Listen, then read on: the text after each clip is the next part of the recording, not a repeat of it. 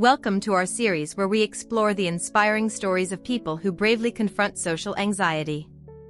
Each story offers a glimpse into the daily battles, small victories, and personal growth of those navigating this silent struggle. Join us as we uncover their journeys, sharing their insights and the courage it takes to step out of the shadows and into a life of greater confidence and connection. Chapter 1: The Teacher's Journey. Samantha had always loved learning. Growing up, she devoured books, each one an escape into a different world.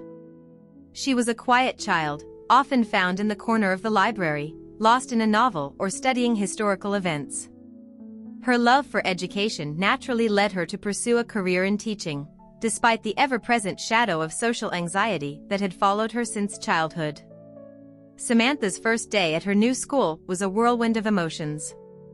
The school was a modest building nestled in a suburban neighborhood, with a playground that echoed with the laughter and shouts of children.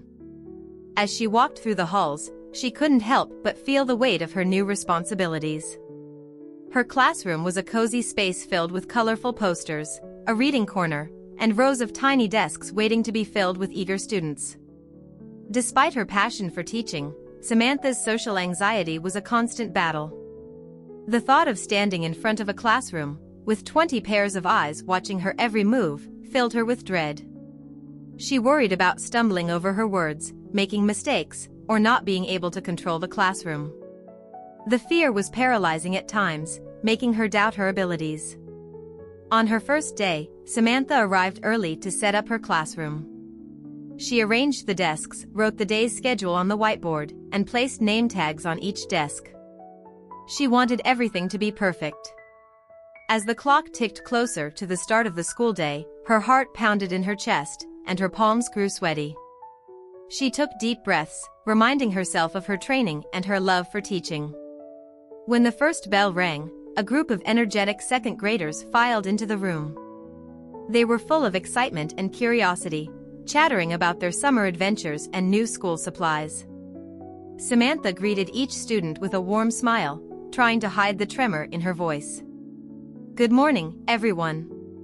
Welcome to second grade," she said, her voice wavering slightly.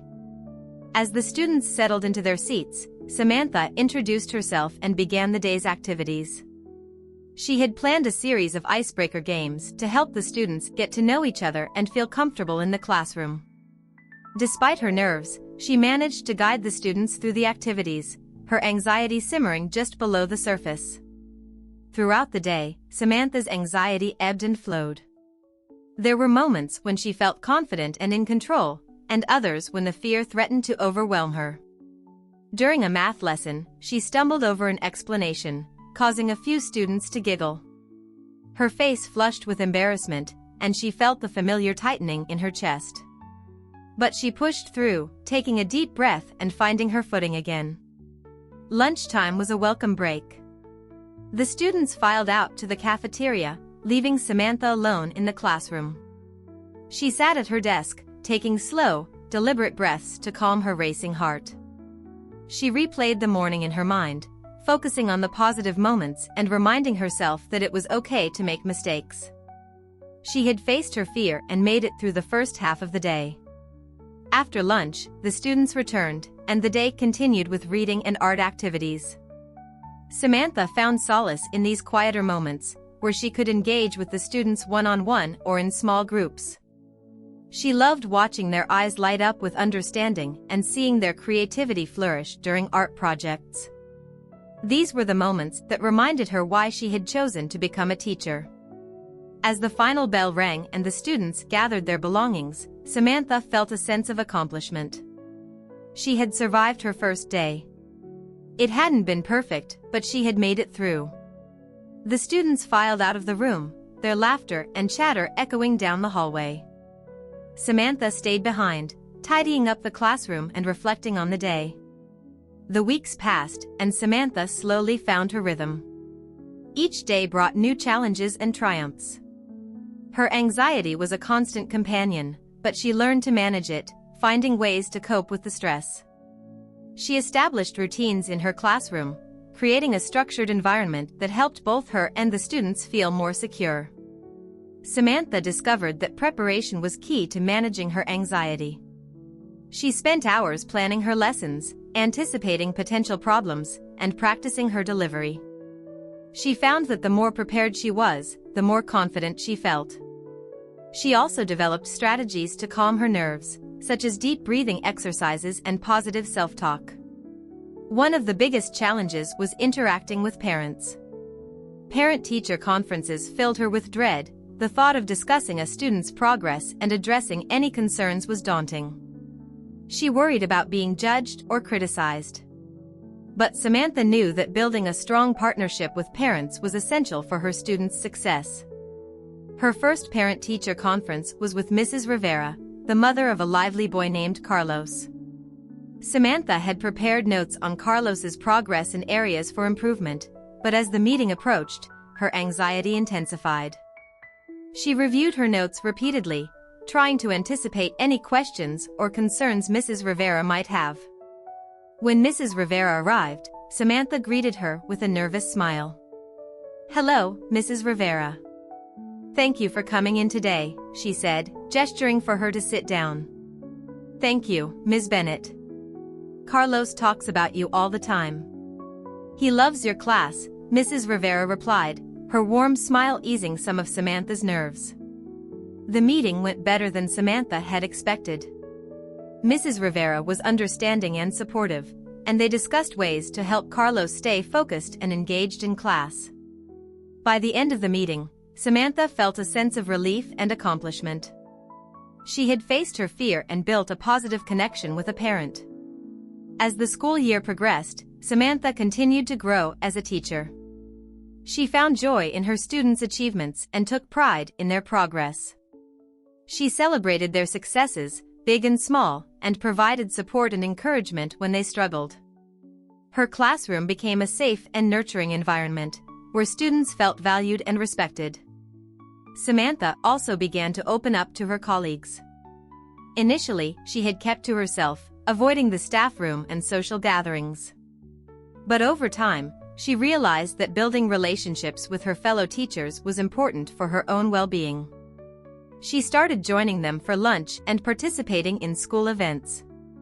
She found that sharing her experiences and challenges with others who understood helped alleviate some of her anxiety. One day, Samantha was approached by Mrs. Anderson, a veteran teacher with years of experience. "Samantha, I've noticed how dedicated you are to your students. You're doing a wonderful job," she said, her kind eyes filled with warmth. "Thank you, Mrs. Anderson. That means a lot to me," Samantha replied, her heart swelling with gratitude. Mrs. Anderson continued, "I've also noticed that you seem a bit nervous at times. I want you to know that it's okay. We all have our struggles. If you ever need someone to talk to or some advice, I'm here for you." Samantha felt a lump in her throat. She had always kept her anxiety hidden, fearing it would make her seem weak or incapable. But hearing Mrs. Anderson's words made her realize that she didn't have to face it alone. She had a support system within the school, people who understood and cared. "Thank you, Mrs. Anderson. That means more than you know," Samantha said, her voice trembling with emotion. From that day on, Samantha felt a sense of camaraderie with her colleagues. She began to share her experiences and seek advice, finding comfort in their understanding and support. She realized that she wasn't alone in her struggles and that it was okay to ask for help. Despite her progress, there were still days when Samantha's anxiety was overwhelming. Days when standing in front of the classroom felt like an insurmountable challenge. But she had developed a toolkit of strategies to manage those moments. She reminded herself of her accomplishments, focused on her students, and practiced self-compassion. One particularly challenging day came during a school assembly. Samantha had been asked to give a short presentation about a new reading program she was implementing in her classroom. The thought of speaking in front of the entire school filled her with dread. She spent days preparing, practicing her speech, and trying to calm her nerves. As she stood on the stage, facing hundreds of students, teachers, and parents, Samantha's heart raced. She felt the familiar tightening in her chest and the shakiness in her hands. But she took a deep breath, looked out at the audience, and began her presentation. Her voice wavered at first, but as she spoke about her passion for reading and the benefits of the program, she felt her confidence grow. The audience responded with applause, and Samantha felt a rush of relief and pride. She had faced one of her greatest fears and come out stronger. It was a reminder that she was capable of overcoming her anxiety and achieving her goals. As the school year drew to a close, Samantha reflected on her journey. She had grown as a teacher and as a person, facing her social anxiety head-on and finding ways to manage it. She had built strong relationships with her students, their parents, and her colleagues. She had created a classroom environment where students felt safe, valued, and inspired to learn. Samantha knew that her journey with social anxiety was far from over. There would always be challenges and moments of doubt. But she had learned that she was stronger than her fears. She had the resilience and determination to overcome them. And most importantly, she had a support system that believed in her and her abilities. On the last day of school, Samantha stood in her classroom, watching her students pack up their belongings. There were hugs, laughter, and a few tears as they said their goodbyes. Carlos ran up to her, holding a handmade card. "Thank you for being the best teacher, Ms. Bennett. I'm going to miss you," he said, his eyes shining with sincerity. Samantha felt a lump in her throat as she hugged Carlos. "I'm going to miss you too, Carlos." "Have a wonderful summer," she replied, her voice filled with emotion. As the students filed out of the classroom, Samantha took a moment to savor the quiet. She looked around at the empty desks and colorful posters, feeling a sense of pride and fulfillment. She had faced her fears and found her strength. She had made a difference in the lives of her students and had grown as a teacher and as a person. Samantha knew that the road ahead would still have its challenges, but she was ready to face them. She had discovered her resilience, found support in her colleagues, and built meaningful connections with her students and their families. She was a teacher, and she was proud of the journey she had undertaken. As she turned off the lights and closed the classroom door, Samantha felt a sense of peace. She walked down the empty hallway, ready to embrace whatever the future held. She had faced her social anxiety and emerged stronger, ready to continue her journey as an educator, one step at a time. Chapter 2: The Doctor's Battle. Dr. James Morgan was a man who dedicated his life to helping others, yet he struggled with a battle that was invisible to most: the constant, overwhelming grip of social anxiety. From a young age, James was fascinated by the human body and the mysteries of medicine. His parents had nurtured his curiosity, and he had spent countless hours buried in medical textbooks and journals. This passion carried him through medical school, residency, and eventually into a position at one of the city's busiest hospitals. Despite his impressive academic achievements and medical skills, James's social anxiety had always been a dark cloud looming over his career. The thought of interacting with patients, discussing diagnoses, and managing a team of nurses often filled him with dread. Every day was a struggle to balance his love for medicine with his fear of social interaction. James's day started early. He arrived at the hospital before dawn, when the halls were still quiet. These moments of solitude were his sanctuary, a time to gather his thoughts and prepare for the challenges ahead. He began his day by reviewing patient charts in his small, meticulously organized office. Each chart represented a life he was responsible for, and the weight of that responsibility was both a source of pride and anxiety. As the clock ticked closer to the start of his rounds, James felt the familiar tightening in his chest. He took deep breaths, reminding himself of his training and his commitment to his patients. He had developed a series of routines to manage his anxiety, preparing detailed notes, rehearsing his conversations, and focusing on the medical facts rather than the social interaction.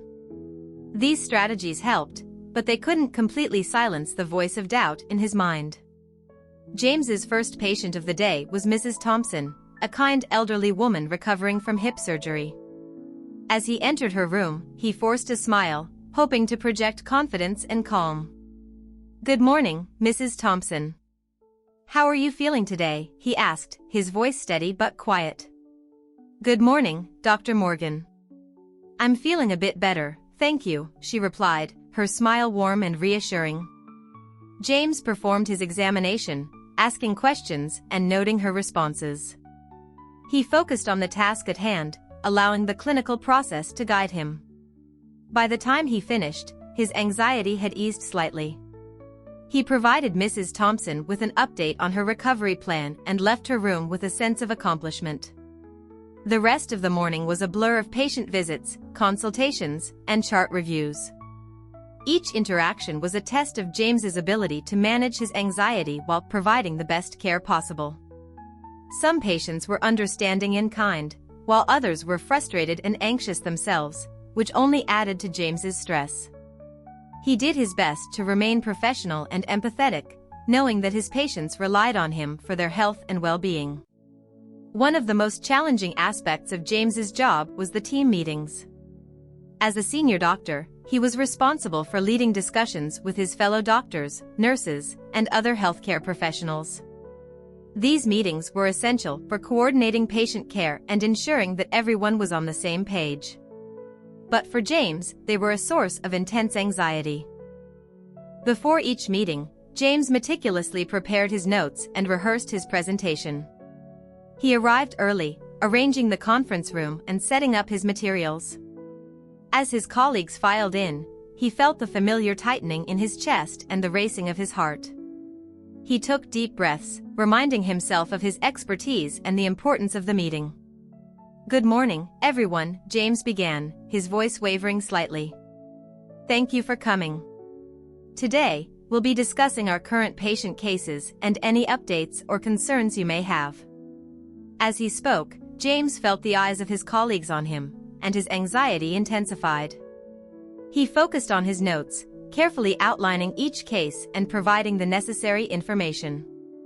He encouraged his colleagues to share their insights and ask questions, trying to foster a collaborative environment. Despite his nerves, he managed to lead the meeting successfully, and his colleagues appreciated his thoroughness and dedication. After the meeting, James retreated to his office to decompress. He closed the door, taking slow, deep breaths to calm his racing heart. He reviewed his notes, reflecting on the meeting and identifying areas where he could improve. He knew that his anxiety would always be a part of him, but he was determined not to let it define him or hinder his ability to provide the best care for his patients. One of the most rewarding aspects of James's job was his work in the pediatric ward. He had always had a special connection with children, and their resilience and bravery in the face of illness inspired him. Working with young patients brought him a sense of joy and purpose, even as his anxiety persisted. One day, James was called to see a young boy named Ethan, who had been admitted with severe asthma. Ethan was only 6 years old, and his bright eyes and shy smile reminded James of his own childhood. As he entered Ethan's room, he could see the fear in the boy's eyes and the worry on his parents' faces. "Hello, Ethan. I'm Dr. Morgan," James said gently, kneeling beside the bed. "I'm here to help you feel better." Ethan looked at James with wide eyes, clutching his stuffed animal tightly. "Are you going to give me a shot?" he asked, his voice trembling. "No shots today, Ethan. We're going to give you some medicine that will help you breathe easier," James reassured him, his voice calm and soothing. As James examined Ethan and explained the treatment plan to his parents, he felt a sense of calm wash over him. His anxiety seemed to fade away as he focused on helping the young boy. He explained each step of the treatment, answering the parents' questions and providing them with the information they needed to feel confident in their son's care. Over the next few days, James checked in on Ethan regularly, monitoring his progress and adjusting his treatment as needed. Each visit was a reminder of why he had chosen this profession. Despite the challenges and his own internal battles, he found fulfillment in making a difference in his patients' lives. One evening, after a particularly long and stressful day, James received a call from the hospital. Ethan's condition had worsened, and he needed immediate attention. James's heart sank as he listened to the details, his anxiety spiking. he rushed to the hospital, his mind racing with worry. When he arrived, he found Ethan struggling to breathe, his small body racked with coughs. James quickly assessed the situation and made the necessary adjustments to his treatment. He worked alongside the nurses, his focus laser-sharp, determined to stabilize Ethan. Hours passed in a blur of activity, but finally, Ethan's breathing began to improve. James stayed by his side, monitoring him closely and providing reassurance to his anxious parents. It was a long and exhausting night, but by morning, Ethan's condition had stabilized. As James sat by Ethan's bedside, watching him sleep peacefully, he felt a wave of relief and pride. He had faced his anxiety head-on and had been able to help his young patient. Moments like these reminded him of his strength and resilience, even in the face of his own internal struggles. Over time, James began to open up to his colleagues about his social anxiety. He realized that he didn't have to face it alone and that seeking support could make a significant difference. He confided in Dr. Stevens, a senior doctor he respected and trusted. "Dr. Stevens, can I talk to you for a moment?" James asked one day after a particularly challenging shift. "Of course, James. What's on your mind?" Dr. Stevens replied, his tone warm and understanding. James took a deep breath, gathering his courage. "I've been struggling with social anxiety for as long as I can remember. It's something that affects me every day, and I'm finding it harder to manage. I wanted to ask for your advice and support." Dr. Stevens listened intently, nodding as James spoke. "James, thank you for sharing this with me. It takes a lot of courage to open up about something so personal. Social anxiety is more common than you might think, and it's important to know that you're not alone." James felt a sense of relief wash over him. "I've developed strategies to manage it, but there are times when it feels overwhelming. I'm committed to my patients and my work, but I'm afraid that my anxiety might impact my ability to provide the best care." Dr. Stevens placed a reassuring hand on James's shoulder. "You're an excellent doctor, James. Your dedication to your patients is evident in everything you do. It's important to take care of yourself as well. Have you considered speaking with a therapist or joining a support group? There are resources available that can help you manage your anxiety more effectively." James nodded, feeling a glimmer of hope. "I've thought about it, but I wasn't sure where to start." Dr. Stevens smiled. "I can recommend a therapist who specializes in anxiety. And there's a support group for healthcare professionals dealing with similar issues. I think you'll find it helpful to connect with others who understand what you're going through." Encouraged by Dr. Stevens' support, James decided to take the next step in addressing his social anxiety. He reached out to the therapist recommended by Dr. Stevens and began attending therapy sessions. It was a difficult process, facing his fears and vulnerabilities, but he knew it was necessary for his well-being. In therapy, James learned new techniques to manage his anxiety. He practiced mindfulness and relaxation exercises, and he began to understand the root causes of his social anxiety. With the therapist's guidance, he developed a personalized plan to cope with stressful situations and build his confidence. James also joined the support group for healthcare professionals. At first, he was hesitant to share his experiences, but he soon found solace in the stories of others who faced similar challenges. The group provided a safe space for him to express his fears and frustrations, and he gained valuable insights from his peers. As James continued his journey, he noticed a gradual improvement in his ability to manage his social anxiety. He still had difficult days, but he felt more equipped to handle them. He began to embrace his role as a doctor with renewed confidence, focusing on the positive impact he could make in his patients' lives.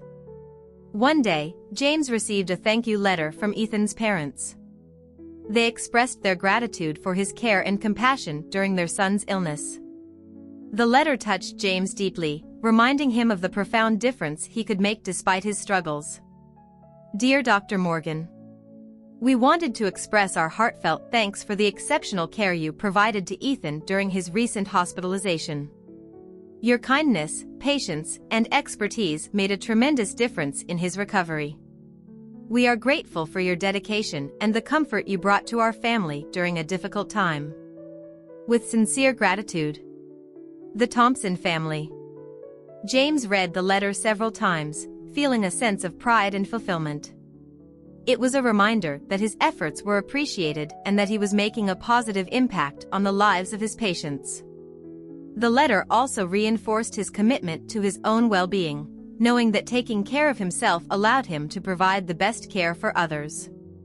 As the years went by, James continued to grow as a doctor and as a person. He faced his social anxiety with courage and determination, seeking support and using the strategies he had learned in therapy. He built strong relationships with his colleagues, patients, and their families, creating a network of trust and support. James knew that his journey with social anxiety was ongoing, but he had learned to navigate it with resilience and grace. He had discovered the strength within himself to overcome his fears and fulfill his passion for medicine. His story was one of perseverance, showing that even in the face of personal struggles, it is possible to achieve great things and make a difference in the world. Chapter 3: The Cashier's Struggle. Sarah Thompson woke up every morning at 5:30 a.m., even though her shift at the grocery store didn't start until 8 a.m. She needed the extra time to prepare herself mentally for the day ahead. Her job as a cashier was simple on paper, but for someone battling social anxiety, it was a daily struggle that required careful planning and a series of small victories just to make it through. She took a long shower, letting the warm water soothe her nerves. Then she dressed in her uniform, a green polo shirt with the store's logo, black pants, and comfortable shoes. The uniform was a kind of armor, helping her feel more prepared and less vulnerable. Breakfast was a simple affair, toast and tea, eaten in the silence of her small apartment. She lived alone, her apartment a sanctuary where she could escape the world and recharge. By 7:15 a.m., Sarah was out the door, walking the 15 minutes to the store. The walk was her favorite part of the day. The streets were quiet, and the fresh air helped clear her mind. She practiced her breathing exercises, inhaling deeply and exhaling slowly, trying to calm the storm of thoughts swirling in her head. Sarah arrived at the grocery store just as the employees were starting to trickle in. She nodded and smiled at her colleagues, avoiding prolonged eye contact. She was friendly enough, but she kept her interactions brief. Social anxiety made even small talk feel overwhelming, and she conserved her energy for the moments when she couldn't avoid interaction. "Morning, Sarah," greeted Mark, the store manager, as she clocked in. "Morning, Mark," she replied, forcing a smile. Mark was kind and understanding, which helped, but she still felt a flutter of anxiety every time she spoke to him. She headed to her register, number 3, and began her routine of setting up. She counted the cash, making sure the till was correct, and arranged the bags and receipt paper. She liked the predictability of the routine, it gave her a sense of control. By the time the store opened at 8 a.m., she felt as ready as she could be. The first customer of the day was an elderly woman who came in regularly. "Good morning, dear," she said with a warm smile. "Good morning," Sarah replied, her voice steady. She scanned the items, milk, bread, eggs, and bagged them efficiently. The interaction was brief, and the woman's kindness put Sarah at ease, if only for a moment. As the morning progressed, the store grew busier. Sarah's register beeped constantly as she scanned items, her fingers moving automatically. She focused on the rhythm of the work, using it as a distraction from her anxiety. She reminded herself of her breathing exercises, taking slow, measured breaths whenever she felt overwhelmed. Around mid-morning, a group of teenagers came through her line, laughing and talking loudly. Sarah felt her heart rate spike. She struggled to maintain her composure, scanning their items as quickly as possible. One of the boys made a joke at her expense, and the others laughed. Her face flushed, and she fumbled with the change. "Here's your change." "Have a good day," she said, her voice trembling slightly. They took their bags and left, still laughing. Sarah took a deep breath, trying to steady herself. She felt the familiar tightness in her chest, the sensation of being trapped. She wished she could disappear, but she knew she had to keep going. Lunchtime was a brief respite. Sarah retreated to the break room, her sanctuary within the store. She sat at a small table in the corner, eating her sandwich and reading a book. She loved books because they allowed her to escape into different worlds, where she didn't have to worry about social interactions or anxiety. "Mind if I join you?" asked Emily, one of the other cashiers. "Sure," Sarah replied, closing her book. Emily was friendly and understanding. She knew about Sarah's anxiety and never pushed her to talk more than she was comfortable with. "How's your day going?" Emily asked, unwrapping her lunch. "It's okay," Sarah said, though it wasn't entirely true. She appreciated Emily's kindness, but struggled with how to reciprocate without feeling overwhelmed. "If you ever need a break or anything, just let me know," Emily said with a smile. "Thanks, Emily," Sarah replied, feeling a bit more at ease. The break room was a refuge, but the respite was short-lived. After lunch, it was back to the register, back to the constant interactions and the ever-present anxiety. The afternoon rush was always the hardest part of the day. Customers were often in a hurry, impatient, and sometimes rude. Sarah did her best to keep up, but the stress took its toll. She could feel her energy waning, her anxiety mounting. A middle-aged man came through her line, clearly frustrated. "Can you hurry it up?" "I'm in a rush," he snapped. "I'm sorry, sir." "I'll be as quick as I can," Sarah replied, her hands shaking slightly as she scanned his items. "Unbelievable," he muttered under his breath. Sarah finished the transaction as quickly as possible, her heart pounding. She felt the tears welling up but forced them back. She couldn't afford to break down now. She took a deep breath and forced herself to focus on the next customer. By the time her shift ended, Sarah was exhausted, both physically and mentally. She clocked out and headed home, feeling a mix of relief and dread. The walk home was slower, her steps heavy with the weight of the day's stress. Back in her apartment, Sarah changed into comfortable clothes and made herself a cup of tea. She sat by the window, looking out at the city. The quiet of her apartment was a balm for her frayed nerves. She practiced her breathing exercises, letting the tension slowly melt away. She reflected on the day, acknowledging the small victories. She had made it through another shift despite the anxiety, and she had done her job well. It wasn't easy, but she was proud of herself for facing her fears every day. Sarah turned on some calming music and picked up her sketchbook. Drawing was another form of escape for her, a way to express herself without words. She lost herself in the lines and shapes, feeling her anxiety fade as she focused on the page. Sarah had a small but supportive circle of friends who understood her struggles. They didn't pressure her to go out often, but they made sure to check in on her regularly. One of her closest friends, Rachel, called her that evening. "Hey, Sarah. How was your day?" Rachel asked. "It was tough, but I got through it," Sarah replied, grateful for the concern in Rachel's voice. "I'm proud of you." "I know it's not easy, but you're doing great," Rachel said. "Thanks, Rachel. I really appreciate it," Sarah said, feeling a warmth in her chest that helped counter the day's stress. They talked for a while, discussing books, movies, and plans for the weekend. Rachel's support was invaluable to Sarah, a reminder that she wasn't alone in her struggles.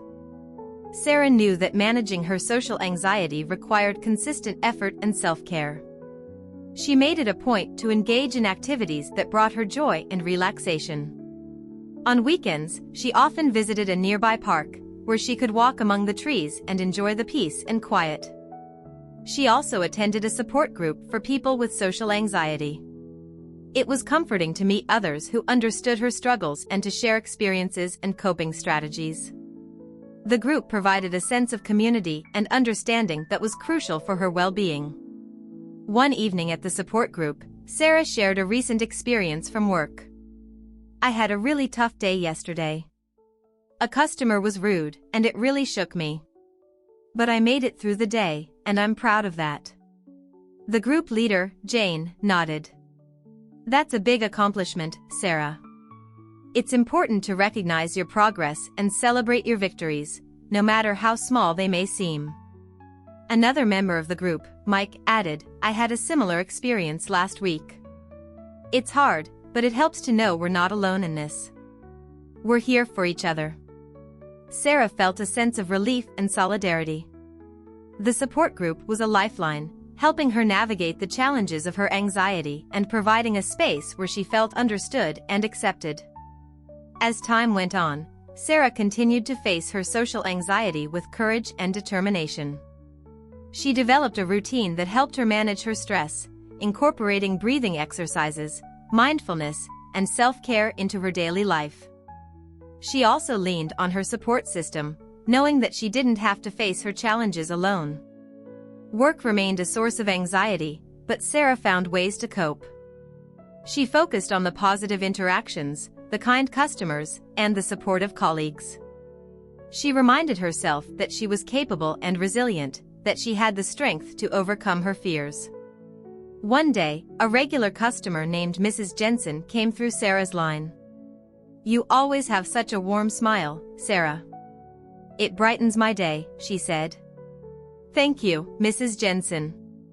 That means a lot to me, Sarah replied, feeling a genuine smile spread across her face. Moments like these reminded Sarah of the impact she could have, even in a seemingly small role. Her kindness and dedication made a difference, and that knowledge gave her strength. Sarah's journey with social anxiety was ongoing, but she had learned to navigate it with resilience and grace. She faced each day with courage, knowing that she had the tools and support to manage her anxiety. She found joy in her hobbies, comfort in her routines, and strength in her connections with others. Her job as a cashier was challenging, but it also provided opportunities for growth and connection. Sarah learned to celebrate her victories, no matter how small, and to be kind to herself in moments of struggle. As she walked to work each morning, she practiced her breathing exercises, feeling the fresh air fill her lungs and the sunlight warm her face. She reminded herself of her progress, her strength, and the support that surrounded her. Sarah knew that she was capable of facing her fears and that each day was an opportunity to grow and thrive. Her story was one of perseverance, showing that even in the face of social anxiety, it was possible to find joy, connection, and fulfillment. With each passing day, Sarah's confidence grew, and her anxiety lessened. She continued to navigate the challenges of her job, drawing strength from her routines, her support system, and her inner resilience. She was a testament to the power of determination and self-care, a reminder that even in the face of adversity, it was possible to find light and hope. As Sarah clocked in for another shift, she took a deep breath and smiled. She was ready to face whatever the day brought, knowing that she had the strength to overcome her fears and make a difference in her own way. Chapter 4: The Quiet Custodian. Mark Johnson had always found solace in the quiet corners of the world. Growing up, he was the boy who preferred the solitude of his room, immersed in books and the soft hum of a radio, rather than the raucous play of his peers. He understood early on that he was different, though it took many years to put a name to the gnawing discomfort he felt in social situations, social anxiety. As an adult, Mark's world had shrunk to fit within the walls of the Glenville office complex, a sprawling 10-story building where he worked as a janitor. His job was simple, straightforward, and, most importantly, it allowed him to blend into the background. He thrived in the predictability of his routine, arriving early to avoid the morning rush, cleaning the empty offices and hallways, and leaving just as the building buzzed with the cacophony of voices and footsteps. Mark's day began at 5 a.m. He would wake up in his small, sparsely furnished apartment, methodically go through his morning routine, and arrive at Glenville by 6 a.m. The early hours were a sanctuary, the building still and silent. He would start on the top floor, working his way down, the rhythmic swish of his mop and the hum of the vacuum his only companions. Despite the isolation, Mark found himself inexplicably drawn to the people who worked in the building. He observed them from a distance, noting their routines, their quirks, and their interactions. He felt a strange kinship with them, though he was always on the outside looking in. There was Sarah from accounting, who always arrived with a coffee in one hand and her phone in the other, her face set in a determined expression. There was Mr. Thompson, the middle-aged manager with a booming voice, who always greeted everyone with a cheerful good morning. And then there was Emily, the receptionist on the first floor, whose warm smile and friendly demeanor seemed to light up the entire lobby. Mark admired Emily the most. She was everything he was not: confident, outgoing, and effortlessly social. He often found himself lingering in the lobby a bit longer than necessary, watching her interact with people, her laughter like a gentle melody. He wished, more than anything, that he could muster the courage to talk to her, to say something, anything, that would bridge the chasm between them. One rainy Tuesday morning, Mark's routine was disrupted. As he was finishing up on the 9th floor, he heard voices approaching. Panic surged through him. He quickly ducked into the janitor's closet, closing the door just enough to peer through the crack. It was Sarah and Mr. Thompson, deep in conversation. "I just don't understand why the reports aren't adding up," Sarah was saying, frustration evident in her voice. Mr. Thompson replied, his tone placating, "I'm sure it's just a minor error, Sarah. We'll figure it out. Let's check with the team again." Mark's heart raced as they walked past the closet. He waited until their voices faded before stepping out, his hands trembling. He hated these moments, when his carefully constructed world collided with the chaos of others. As the day progressed, Mark couldn't shake the feeling of unease. By the time he reached the first floor, he was exhausted, both physically and mentally. He was about to head to the supply room when he heard a soft voice behind him. "Mark, right?" He turned sharply, his heart leaping into his throat. It was Emily, standing a few feet away, her smile as radiant as ever. Yes," he stammered, his voice barely above a whisper. "I just wanted to thank you for always keeping this place so clean," she said, her eyes warm and sincere. "I've noticed how hard you work, even though we don't see you much." Mark felt a rush of warmth at her words, but also an overwhelming sense of fear. He nodded mutely, unable to find his voice. Emily seemed to sense his discomfort. "Well, I just wanted to say thank you," she said softly. "Have a great day, Mark." With that, she turned and walked away, leaving Mark standing there, his heart pounding. He felt a strange mix of emotions: gratitude, fear, and a yearning for something he couldn't quite name. That night, Mark lay in bed replaying the encounter in his mind. He berated himself for not saying more, for not seizing the opportunity to connect with someone who had reached out to him. But he also felt a flicker of hope. Maybe, just maybe, he could find a way to break free from the prison of his anxiety. The following weeks saw a subtle change in Mark. He started arriving a bit earlier, taking a few more risks. He began to greet the early arrivals with a nod and a quiet good morning. He found himself lingering in the lobby, hoping for another chance encounter with Emily. One morning, as he was cleaning the windows near the entrance, he saw her struggling with a large box. Without thinking, he rushed over to help. "Let me get that for you," he said, surprising himself with the steadiness of his voice. Emily looked up, her eyes wide with surprise. "Oh, thank you, Mark. This thing is heavier than it looks." Together, they carried the box to her desk. As they set it down, Emily smiled at him, her eyes sparkling. "You're a lifesaver." "Thank you." Mark felt a surge of pride. "You're welcome," he said, his voice barely above a whisper. Over time, these small interactions began to build. Mark found himself looking forward to his encounters with Emily, and slowly, he began to open up. He learned that she had a cat named Whiskers, loved to bake, and was taking night classes in graphic design. In turn, he shared small snippets of his life, his love for books, his favorite music, and his dream of one day traveling to Japan. Despite the progress, Mark still struggled with his anxiety. There were days when the thought of facing people was too much, and he retreated into the safety of his routine. But he kept pushing forward, driven by the connection he had found with Emily and the hope that he could one day overcome his fears. One day, Emily invited Mark to join her and a few colleagues for lunch. Panic flared in his chest at the thought of sitting in a crowded cafe, surrounded by people. But he remembered the warmth of Emily's smile, the kindness in her eyes, and he found the courage to say yes. The lunch was a whirlwind of conversations and laughter, and though Mark felt out of place, he also felt a sense of belonging. Emily stayed close, her presence a reassuring anchor in the storm of his anxiety. By the end of the meal, Mark realized that he had not only survived, but had actually enjoyed himself. As the months passed, Mark's world slowly began to expand. He found himself engaging more with his colleagues, discovering that many of them were kind and understanding. He even started attending the occasional after-work gathering, finding solace in the fact that he was no longer alone.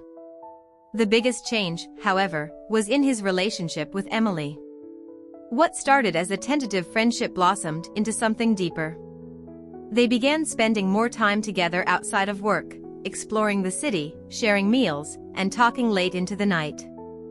Emily's presence in his life was a balm to his wounded soul, her unwavering support and understanding helping him to face his fears. One evening, as they sat on a bench overlooking the river, Emily turned to Mark, her eyes serious. "You've come so far, Mark. I'm so proud of you." Mark felt a lump in his throat. "I couldn't have done it without you," he said quietly. Emily smiled, reaching out to take his hand. "You're stronger than you think. And you're not alone." As they sat there, hand in hand, watching the sunset paint the sky in hues of orange and pink, Mark felt a sense of peace wash over him. He knew that his journey was far from over, that he would still face many challenges and setbacks. But he also knew that he had found something precious, a connection, a purpose, and a reason to keep pushing forward. For the first time in his life, Mark Johnson felt truly alive. He was no longer just the quiet janitor who lurked in the shadows. He was a man with dreams, with friends, and with a future bright with possibilities. And most importantly, he was a man who had found the courage to step out of the shadows and into the light. Chapter 5: Colors of Courage.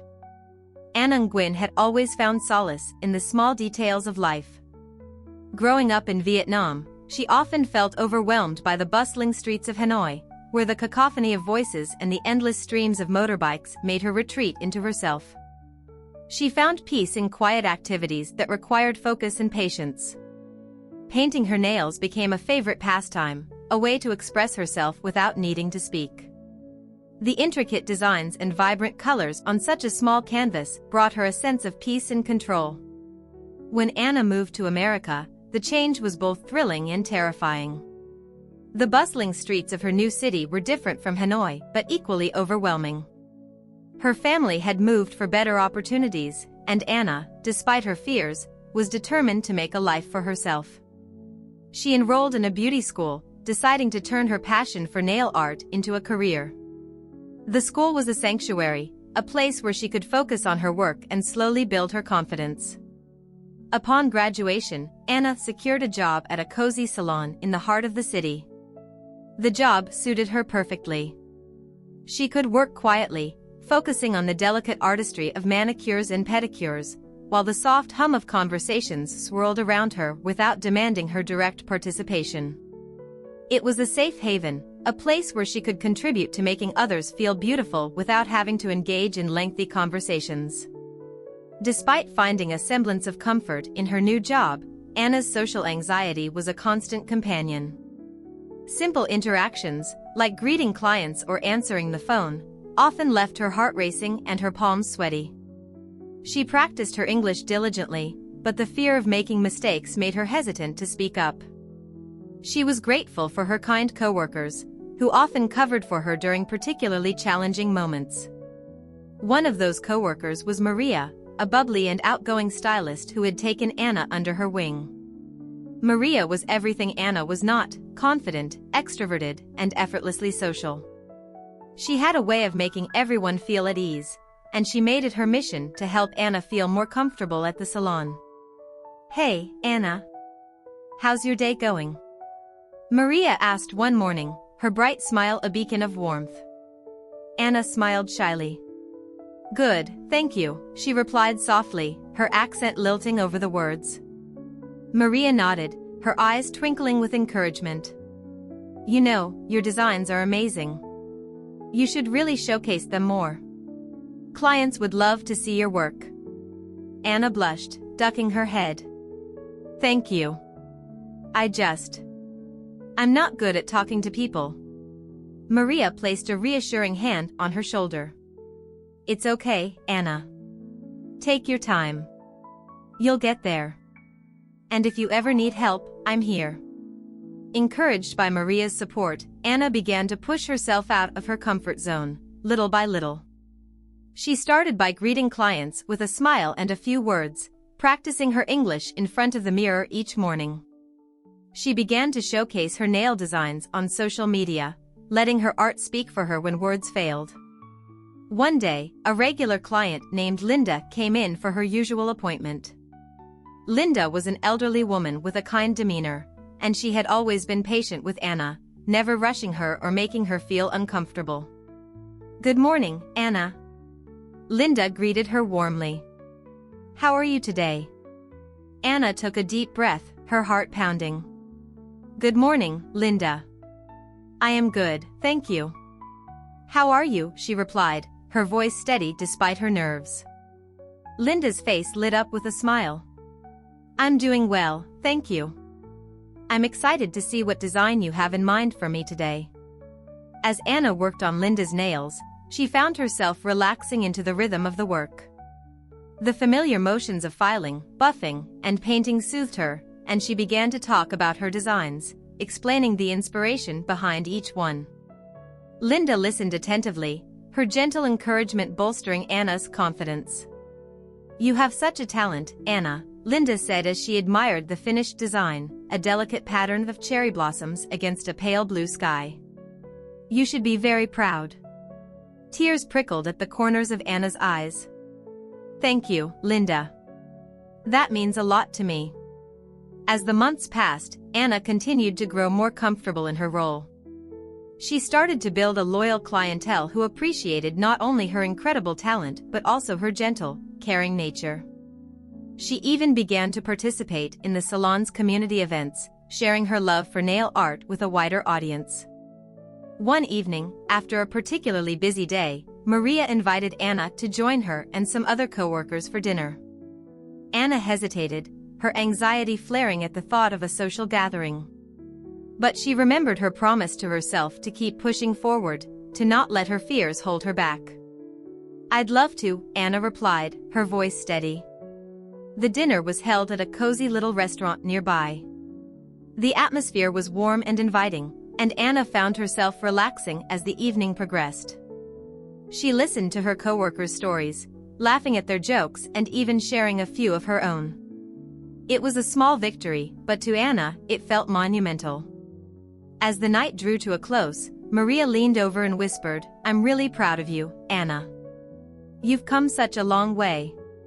Anna smiled, a genuine, radiant smile. "Thank you, Maria. I couldn't have done it without you." The support of her friends and the slow but steady progress she was making in overcoming her social anxiety gave Anna the courage to pursue even bigger dreams. She started to take advanced nail art courses, learning new techniques and styles.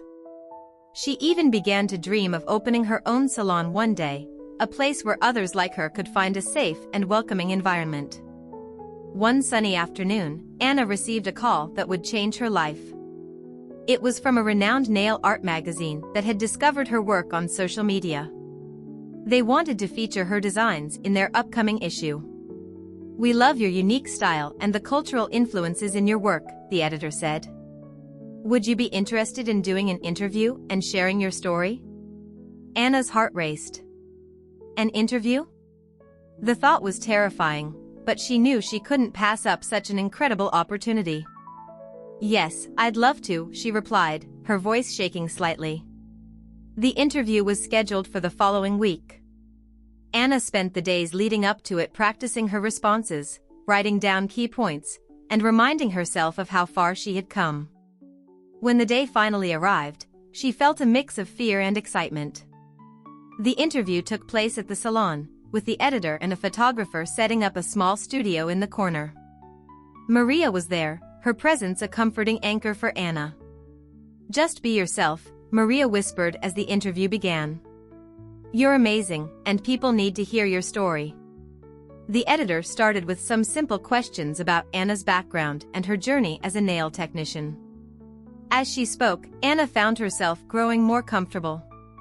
She talked about her move from Vietnam, the challenges she faced with social anxiety, and how she had found a way to express herself through nail art. "Your designs are so intricate and beautiful," the editor said. "What inspires you?" Anna smiled, her mind drifting to the quiet moments of her childhood, painting her nails in her room, finding peace in the delicate patterns and vibrant colors. "Life inspires me," she replied. "The small details, the beauty in everyday things. And my culture, Vietnam has such a rich history and so many beautiful traditions. I try to bring a piece of that into my work." The interview was published a few weeks later, and the response was overwhelming. Clients and strangers alike reached out to Anna, praising her work and sharing their own stories of overcoming challenges. Anna felt a deep sense of fulfillment, knowing that her journey could inspire others. With her newfound confidence, Anna decided to take the next big step in her career. She began planning to open her own salon, a dream she had nurtured quietly for years. She wanted it to be a place where everyone felt welcome, a sanctuary for those who, like her, struggled with social anxiety or simply needed a place to feel at home. Her new salon opened its doors a year later. The salon quickly gained a reputation not only for its exceptional nail art but also for its warm and inclusive atmosphere. Anna's story became a source of inspiration for many, a testament to the power of perseverance and the importance of finding one's voice. Looking around her bustling salon, Anna felt a deep sense of pride and gratitude. She had come a long way from the shy girl who had moved to America with dreams and fears in equal measure. She had built a life and a community that celebrated beauty, resilience, and the courage to face one's fears. And as she painted the delicate designs that had always brought her so much joy, Anna knew that she had found her true calling, not just in the art of nails, but in the art of living a life filled with color, courage, and connection. Chapter 6: Behind the Suit. David Marshall was the quintessential businessman: sharp suit, polished shoes, and a commanding presence that seemed to exude confidence. On the surface, he appeared to have it all: a corner office in a prestigious firm, a well-respected reputation in the corporate world, and a network of influential contacts. But beneath the carefully constructed facade lay a secret that few knew: David suffered from crippling social anxiety. From a young age, David had always been the quiet, introspective type. Growing up in a small town, he found solace in books and numbers, preferring the predictable world of mathematics to the unpredictable nature of human interactions. His parents often encouraged him to participate in social activities, but the thought of speaking up in a group or making small talk left him paralyzed with fear. Despite his anxiety, David excelled academically, earning a scholarship to a prestigious university where he studied finance. He found comfort in the structured environment of academia, where his success was measured by his ability to analyze and solve problems, not by his social skills. After graduation, he landed a job at a top investment firm in the city, determined to make a name for himself in the corporate world. The fast-paced, high-stakes environment of the firm was both exhilarating and terrifying. David threw himself into his work, quickly climbing the corporate ladder through sheer dedication and expertise. He became known for his meticulous attention to detail and his ability to navigate complex financial landscapes with ease. Yet, every meeting, every networking event, every client interaction was a battle against his anxiety. His colleagues admired his work ethic and respected his intelligence, but they often mistook his quiet demeanor for aloofness. In reality, David was constantly battling the gnawing fear of judgment and the overwhelming pressure to perform. He learned to mask his anxiety with a veneer of professionalism, carefully scripting his interactions and rehearsing his presentations until they were flawless. One of the few people who saw through David's facade was his assistant, Claire. A perceptive and empathetic woman, Claire had worked with David for several years and had come to recognize the signs of his anxiety. She often stepped in to ease his burden, managing his schedule to minimize stressful interactions and offering quiet support during difficult moments. "David, you have a meeting with the board at 10 a.m., Claire reminded him one morning, her tone gentle yet firm. "I know these meetings can be tough, but you've prepared well. You'll do great." David nodded, his stomach churning at the thought of presenting to the board. "Thanks, Claire. I appreciate it." The board meeting was a critical one, with major decisions about the firm's future direction on the agenda. David had spent weeks preparing his presentation, meticulously analyzing data and crafting a compelling narrative. Yet, as he stood outside the conference room, waiting to be called in, his heart raced and his palms grew slick with sweat. He took a deep breath, reminding himself of the hours of preparation and the importance of the task at hand. When his name was called, he walked into the room with as much confidence as he could muster, his mind focused on delivering his message clearly and concisely. As he began his presentation, the familiar rhythm of his practiced speech took over. He moved through the slides, explaining the data and outlining his recommendations with precision. But halfway through, a question from one of the board members caught him off guard. His mind went blank, and for a terrifying moment, he could hear nothing but the pounding of his own heart. Claire, who had been taking notes in the corner, stepped in smoothly. "David, perhaps you could elaborate on the projected growth figures for the next quarter?" Her prompt gave David the anchor he needed to regain his footing. He nodded, grateful for the lifeline, and continued his presentation. By the time he finished, the board members were nodding in approval, and the tension in the room had dissipated. After the meeting, David retreated to his office, closing the door behind him. He sank into his chair, the adrenaline ebbing away to leave a profound sense of exhaustion. Claire knocked softly before entering, a sympathetic smile on her face. "You did great, David." "They were impressed," she said, setting a cup of coffee on his desk. David managed a weak smile. "Thanks, Claire. I don't know what I would do without you." As the weeks passed, David continued to navigate the demands of his job, his anxiety a constant undercurrent to his daily life. He found some comfort in routine and predictability, but the ever-present fear of social interactions remained a significant challenge. It was during this time that he received an invitation to speak at a major industry conference, a prestigious opportunity that would elevate his profile and that of his firm. The thought of speaking in front of hundreds of people was terrifying, but David knew he couldn't pass up the opportunity. He accepted the invitation and immediately began preparing, spending countless hours researching and refining his presentation. Claire, as always, was by his side, providing support and encouragement. "Remember, David, you're the expert.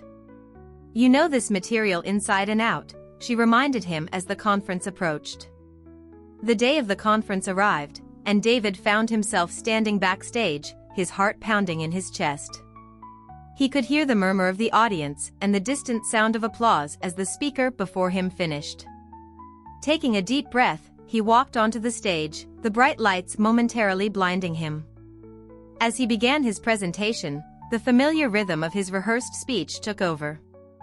He moved through the slides with practiced ease, his focus on delivering his message clearly and effectively. But halfway through, he felt the familiar pang of anxiety tightening in his chest. His voice wavered, and he could see the audience's eyes on him, waiting.